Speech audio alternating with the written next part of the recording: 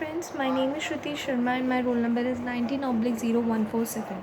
Today I am going to speak on the topic Congress system in India. As we all know that before the independence, the only party that existed in our country was the Congress party, the Indian National Congress.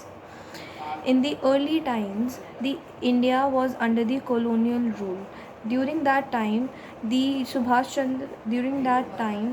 only party that was in being was the Congress Party, which was formed by the Subhash Chandra Bose, and it included many leaders who contributed in our freedom struggle, like Mahatma Gandhi, Jawaharlal Nehru, Sardar Vallabhbhai Patel, Subhash Chandra Bose, Jayaprakash Narayan, and many more leaders.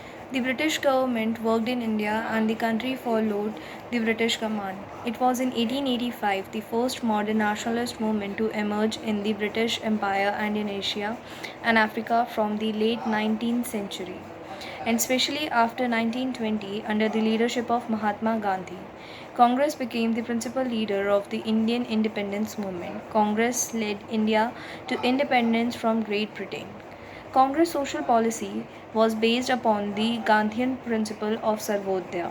After India's independence in 1947, Congress formed the Union Government of India and many states Government of India. The Indian system back then can be described as a system of one party dominance, though the India adopted the multi party system.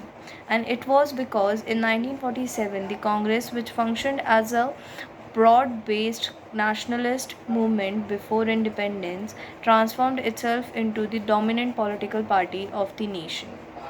Although Although a number of opposition parties came into existence, it was recognized that the Congress was the chief party, representing a historical consensus and enjoying a continuing basis of support and trust. The Congress leaders, having a history linked to the independence, gave their party the majority support from the people of the nation. From 1951 until his death 1964, Jawaharlal Nehru dominated the Congress party. Jawaharlal Nehru was the first prime minister of our country. He won overwhelming victories in the elections of 1951, 52, 1957 and in 1962. The party united in 1964 to elect Lal Bahadur Shastri, and in 1966 Indira Gandhi, Nehru's daughter, the post of the party leader and the prime minister. In 1967, Indira Gandhi faced open revolt within the party, and in 1969, she was expelled from the party by a group called the Syndicates. The new Congress party scored a landslide victory in the 1971 elections, and for a period it was unclear which party was the true rightful heir of Indian National Congress label. In the mid 1970s, the new Congress Party's popular support began to fracture. From 1975, Gandhi's government grew increasingly more authoritarian.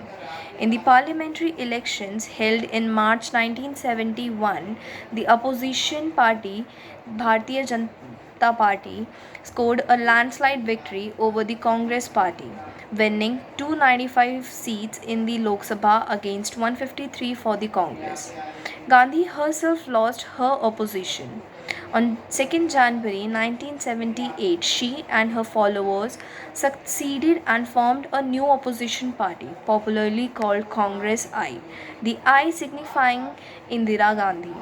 Over the next year, her party attracted enough members of the legislature to become the official opposition, and in 1981, the National Election Commission declared it the real Indian National Congress. In 1962, her son Rajiv Gandhi became nominal head of the party, and upon her assassination in election 1984, he became the prime minister of our country. Although Congress party remained the largest party in parliament in 1989, Rajiv Gandhi was Rajiv Gandhi was unstated as prime minister by a coalition of opposition parties, which which comprising while campaigning to recognize power, uh, regain power in May 1991, he was assassinated by a suicide bomber associated with the Tamil Tigers in the Sri Lanka, a separatist group in the Sri Lanka. In 1991, P.V. Narasimha Rao was elected as the Prime Minister from a Congress leader.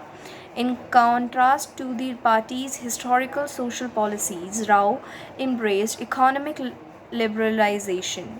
By 1996, the party image was suffering from various reports of corruption.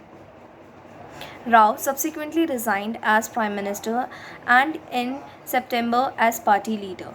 Later, in 1996, the United Front government (UF), a coalition of 19 parties, came to power.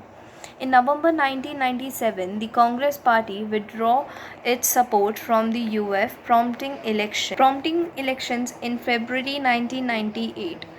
To boost the popularity among the mass and improve the party's performance in the uh, forthcoming elections, the Congress party leaders urged Sonia Gandhi to assume the leadership of the party.